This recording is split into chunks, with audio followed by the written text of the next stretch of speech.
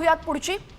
PM मोदींच्या निवासस्थानी आज बैठक पार पडलेली आहे आणि यावेळेस सीडीएस आणि तिन्ही सैन्य दलांच्या प्रमुखांसोबत ही अत्यंत महत्त्वाची बैठक होती। राजनाथ सिंह, अजित डोवालही या बैठकीमध्ये सामील झाले होते। रॉ आणि आयबीचे प्रमुखही या बैठकीसाठी उपस्थित होते। त्यामुळे अनेक महत्त्वाच्या मुद्द्यांवर या बैठकीमध्ये चर्चा झालेली आहे। शस्त्रसंधी जरी झालेली असली तरीही अजूनही ऑपरेशन सिंदूर सुरूच आहे हे आधीच वायुदलानं ठणकावलं होतं।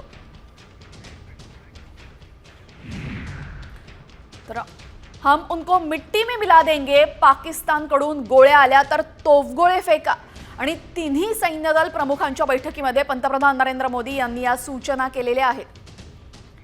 त्यामुळे जर पुन्हा पाकिस्ताननं काही पाऊल उचललं तर त्यांना जशास तसं उत्तर दिलं जाईल असे यावेळेस पंतप्रधानांनी सांगितलेलं आहे।